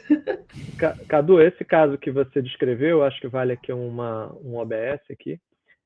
Tanto no projeto de lei que a gente tem aqui tramitando, o 2338 tem isso. como a própria legislação que a gente já possui, tanto a LGPD quanto com a defesa do consumidor, se a gente for usar de legislações já existentes. Eles vão tratar uma situação como essa aí, Cadu, da seguinte maneira, e aí já fica como orientação para quem hoje usa IA dentro das suas operações, dentro dos seus negócios. Vamos lá. Quando eu tenho uma situação de vazamento, a quem incumbe a responsabilidade? Então, a Lei Geral de Proteção de Dados diz o seguinte: alguém controla o banco de dados, seria o dono do banco de dados, e alguém opera aquele banco de dados, se utiliza daquela informação como uma etapa do tratamento. Então, eu tenho o controlador e eu tenho o operador. Esses dois indivíduos são considerados agentes de tratamento, então eles têm responsabilidade. Um porque controla, é o dono do banco, e o outro porque opera uma etapa do processamento daquela informação, do tratamento daquela informação. Quando a gente vem para o projeto de lei de IA, ele vai fazer um paralelo. Ele vai dizer, são agentes de inteligência artificial, então, semelhantemente ao agente de tratamento. São agentes de IA. O desenvolvedor, então, é aquele cara que controla o desenvolvimento, e o operador, que é aquele que utiliza a ferramenta de IA, incluindo essa ferramenta como um componente do seu próprio produto ou do seu próprio serviço. Eu não estou falando do usuário final, eu não estou falando daquele cara que está só consumindo o resultado da IA. Eu estou falando o que agrega aquela IA como um componente do seu negócio. Então, parecido, né? Então, eu tenho lá na LGPD, controlador do banco de dados, operador do banco de dados. E o titular, que é a pessoa física afetada. Vou para o regulamento de IA, o projeto de regulamento. Eu vou ter o desenvolvedor, que controla essa IA, e eu vou ter o operador, que é o que utiliza a SA como um componente do teu próprio business. E no final eu vou ter as pessoas afetadas. Esses caras têm responsabilidades. Sejam eles agentes de tratamento, agentes de IA, eles têm responsabilidades perante a pessoa afetada. E essas responsabilidades têm níveis diferentes de acordo com a participação. Então, aquele que desenvolve, ou aquele que controla, no caso da LGPD, o dono do banco, aquele que é o controlador daquele banco, no caso não é o ChatGPT, ele controla aquele banco de dados, disponibiliza para um monte de gente, mas ele controla. Esse controlador aqui, que no caso deles é também o desenvolvedor, ele tem uma responsabilidade ampla e que a gente chama de objetivo. Ela é uma responsabilidade pelo risco, ela não é uma responsabilidade pela culpa. Não é investigar quem foi o funcionário que falhou, é pensar o risco e identificar se o fato partiu dali. Se partiu dali, é risco dele, está ali dentro. Mas tem uma excludente, ou seja, uma hipótese em que essa empresa vai ficar isenta, esse desenvolvedor ou esse controlador vai ficar isento de responsabilidade, que é ele provar que o fato foi exclusivo da própria vítima. Ou seja, foi a própria vítima quem falhou no seu próprio comportamento e levou àquela situação de dano. Então, quando eu trago uma situação em que foi o usuário do Android que foi infectado, quer dizer, teve alguma conduta que permitiu a infecção daquele malware no seu equipamento, que gerou aquele vazamento, eu quebrei o nexo de causalidade, ou seja, a causa daquele vazamento de dados que estão lá dentro do banco de dados do ChatGPT não foi o ChatGPT, não foi uma falha do sistema ou dos colaboradores ou do ecossistema do chat. Foi um fato atribuível, naquele momento, ao próprio usuário ou a um terceiro absolutamente estranho. Porque não é estranho quem invade o servidor do ChatGPT que falha na sua segurança. Mas é estranho quem invade o Android, que não tem nada a ver com o ChatGPT. Então, é uma outra ponta que o usuário escolheu, né? Se ele escolheu o Android como melhor ferramenta. Então, eu conseguiria quebrar ali a responsabilidade. Agora, para eu quebrar essa responsabilidade, eu tenho que investigar e conseguir demonstrar que foi assim que tudo aconteceu. Na dúvida, é a aparência. E na aparência, se os dados vazados estão dentro do ChatGPT, né, a presunção é que foi de lá, e aí a responsabilidade recairia. Então, qualquer desenvolvedor tem que ter essa compreensão. Dados trazem vantagem econômica, competitiva, né, mudam negócios, mas atraem responsabilidade. Então, quando eu trago isso para dentro da minha casa, eu estou atraindo responsabilidade. Se falhas houverem e puderem ser relacionadas a mim, eu vou ter que responder por isso. E mais, se eu for o controlador do processo, se eu for o desenvolvedor do processo, vai se presumir que estão relacionadas a mim, até que eu consiga demonstrar, ou a investigação demonstre o contrário.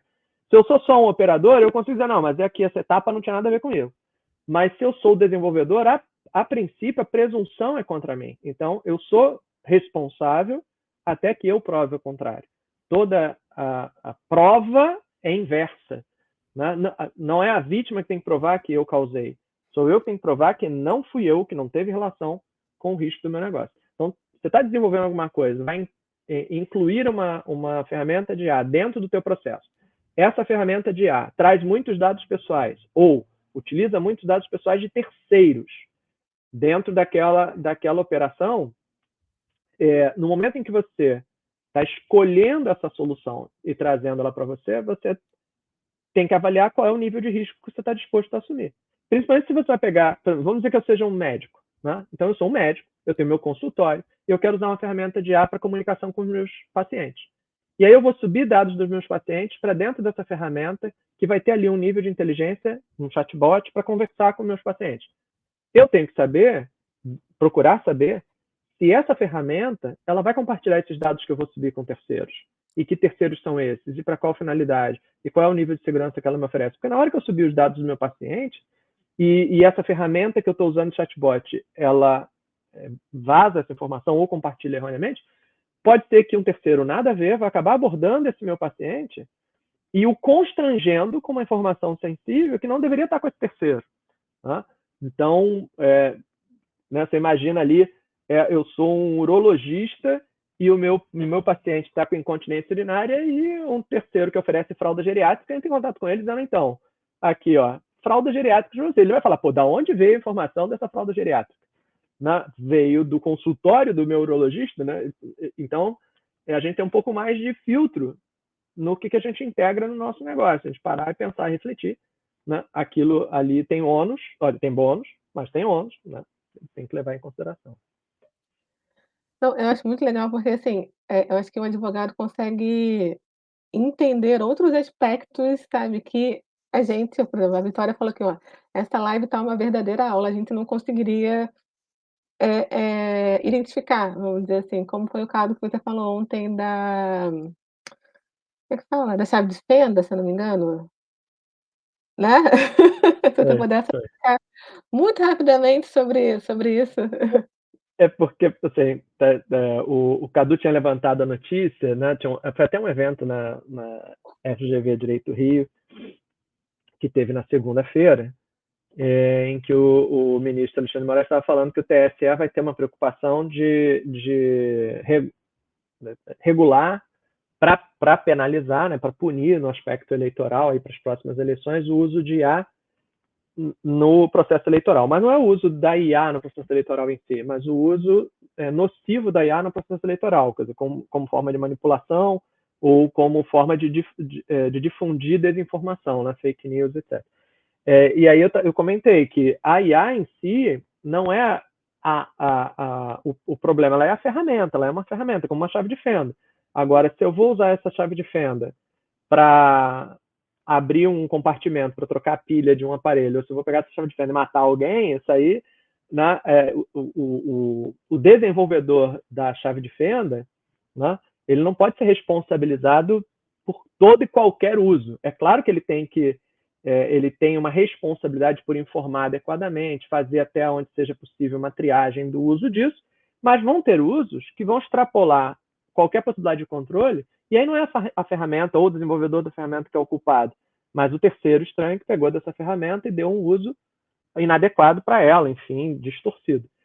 É que hoje, tudo isso é muito... A chave de fenda já está mais consolidada, né? A gente já entende que a chave de fenda serve para, né? Serve para, né, desparafusar, para parafusar. Às vezes abrir uma lata que está emperrada. Mas imagine a chave de fenda aparecendo do nada, a gente não soubesse para que serve. Se a gente pegasse aquela chave de fenda ali e ficasse olhando para ela e tentasse inferir o que ela serve, ou para que ela serve, sem nenhuma orientação clara. Talvez ela fosse entendida mesmo como um punhal, né? Então ela fosse inferida como outra coisa. Então, nesse momento, a gente precisa de informação. A gente precisa que os desenvolvedores nos esclareçam. Essa IA é para quê? Essa IA serve para quê? Essa IA deve ser usada para quê? Cuidado, né, para não utilizar essa IA de forma distorcida. Eu preciso de um manual de instruções. Senão eu coloco o gatinho para secar dentro do micro-ondas. Eu preciso de uma explicação. Depois, isso vira senso comum. A gente vai estar habituado a entender isso. Mas enquanto não está, eu preciso ser tratado como idiota mesmo, assim, no sentido de ignorante, de não conhecer, né? Não no sentido de qualquer tipo de deficiência, mas no sentido de desconhecimento. Olha, em relação àquilo, eu ignoro, né? Então, eu preciso ser tratado de uma maneira mais gentil na explicação, né? Seja, né, mais explicadinho, porque esse momento é o momento do entendimento, né? Da gente aprender.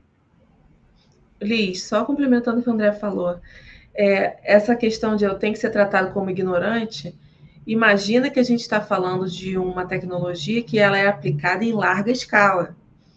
Então, não é... Quantos milhões de pessoas podem ser impactadas pela tecnologia, já são hoje, e essas pessoas elas não dominam essa área, elas não dominam tecnologia, elas não dominam segurança da informação. Então, é preciso que existam limites estabelecidos pela sociedade, e aí países, organizações, regulamentações, etc., empresas se autorregulando, o mercado também se autorregulando, para que a gente não extrapole e possa prejudicar essas pessoas que serão usuárias, que podem ser não só usuárias mesmo de utilizar, mas podem ser alvo ali, elas estão dentro do banco da IA, elas fazem parte da inteligência em si, e elas não sabem o que está acontecendo. Então, realmente, a gente precisa ter um manual de instrução nesse nível de discussão aqui. Mas o pessoal que vai utilizar no dia a dia, ou que vai compartilhar os dados, como já fazemos hoje, né? Não tem a menor noção de como é utilizado. Precisa dessa proteção. Então, a discussão é para isso também, né? Para proteger aquelas pessoas que não sabem, nem querem saber e não vão saber, e vão continuar usando. Mas ainda assim, elas são pessoas que precisam de proteção. E quem sabe, e quem está na discussão, tem esse papel, né? Então, é sempre assim, acho que para tudo. E foi o que o André falou. Não, vai ter um manual de instrução, algumas pessoas vão ler, outras não, e algumas vão ser obrigadas a ler, para que a gente não prejudique todo mundo. Senão todo mundo que usa micro-ondas vai botar o gatinho. Vai sair na Globo, que não pode botar o gatinho no micro-ondas. Vai sair na Globo, não bote a sua senha na IA. Então, vai ser divulgada amplamente quando tiver uma coisa definitiva, né? Mais definitiva. Sim, por isso que nós estamos aqui, né, a gente aqui na NEAR, a gente sempre tenta levar o máximo de informação, né, seja informação mais técnica ou de conteúdo mesmo para SEO, para marketing, porque é muito importante. Como você falou, é algo muito novo, então a gente tem que explicar, nem sempre o que é óbvio para a gente é para o outro, então a gente sempre tenta explicar ao máximo. Gente, eu queria agradecer vocês, estamos chegando aqui a 1 hora e 42 minutos de live. Queria agradecer vocês 3 pela participação. Vou deixar aqui 1 minuto, 1 minuto para consideração final aí de todo mundo, dar um tchauzinho para todo mundo e, enfim, adorei, gente, foi ótimo. Gabi? Eu que agradeço, a gente adorou participar também. Eu adoro participar de live, né? E falar para as pessoas o que elas podem fazer no dia a dia, na prática, nos papéis que elas assumem, porque, em última instância, a gente está falando dos nossos dados. Tudo isso que a gente falou aqui é visando proteger a pessoa física, especificamente em relação à proteção de dados, é visando proteger os meus dados, os dados da Liz, os dados do Cadu, do André, etc., e a nossa vida de forma geral, né? Então, é muito importante ter essa discussão, ter esse debate, falar as ideias, falar o que pode vir, o que deve acontecer no futuro, o que já está acontecendo agora, que às vezes a gente nem sabe, e coisas que aconteceram, por exemplo, da eleição, que teve essa manipulação toda, para a gente tomar consciência, né? Das atividades que a gente faz, do que é importante, do que precisa ser compartilhado, o que não precisa, e a gente se proteger. Então, acho que esse é o final de tudo, né? Proteger, cada um saber como se proteger nesse mundo que está 100% conectado e só vai avançar nesse sentido. Então, gente, obrigada. Vou falar de novo, quem quiser se conectar, eu uso pouco o Instagram, uso pouco o LinkedIn, mas eu tô lá, eu vou responder. Tem meu WhatsApp lá que eu uso mais, Gabi Portilho, nas 2 redes, tá? Estou à disposição. André. Ok, pessoal, já falei a beça, né? Então só aqui agradecer o convite do pessoal da Niara, foi um prazer estar aqui com vocês. E querendo se conectar, me seguir no Instagram é prof_André Roberto, prof_André Roberto. E no LinkedIn é André Roberto Machado, professor André Roberto, agora não me lembro mais, mas é André Roberto Machado lá, mas no É Instagram prof. é @prof_André Roberto. E aí vai ser um prazer tê-los ali conectados, trocar outras ideias, outras figurinhas, tá certo? E quando quiserem bater um papo sobre, enfim, esses assuntos que toquem, envolvam aí direito, sociedade, informação, vai ser sempre um prazer. Um abraço. E Cadu, nosso CTO aqui da Niara, que quase nunca aparece aqui nas lives dando o ar da sua graça. Não, Fala, Cadu. agradecer principalmente a Gabi e o André por aceitar esse convite, né? Eu sou um mero aqui espectador e aluno, aprendi muito com vocês, já vim aprendendo algumas coisas, mas foi uma aula assim de LGPD, direito, etc. Dá até vontade de se inscrever numa faculdade de direito para aprender mais, porque realmente tem muita coisa aí. Mas enfim, estou feliz assim de poder compartilhar. Quem quiser saber mais detalhes, a gente pode inclusive como eu falei, né, tem vários artigos no blog da Niara, mas tem um especificamente sobre a diferença do ChatGPT para o OpenAI. A gente pode compartilhar o link aqui na descrição do vídeo. E eu fico à disposição também. Pode me procurar no LinkedIn. Cadu de Castro Alves que é o nome que está lá, né? Ou vocês podem entrar no perfil da Niara, também está lá na equipe. Vocês podem ficar à vontade para entrar em contato com a gente. Qualquer dúvida que vocês tenham em relação à segurança de dados na Niara, também estou aqui à disposição para esclarecer. Obrigada, obrigada, pessoal, por ter ficado até agora aí, quase aí 2 horas de live, mais uma maratona de live, porque semana passada foram 2 horas também de live. Mas foi ótimo, eu tenho certeza que o pessoal, entendeu muito mais sobre o assunto. E semana que vem, gente, a gente tem uma live com a Júlia, do SEO, tá. Ela vai falar como que ela utiliza IA na rotina dela ali de SEO, de criação de conteúdo, prompts, enfim, vai compartilhar como que é a rotina ali dela com a Niara. Então fiquem ligados que semana que vem mais uma live muito boa aqui na Niara. Obrigada, gente, obrigada. Tchau, tchau. Encerrar aqui, vamos lá.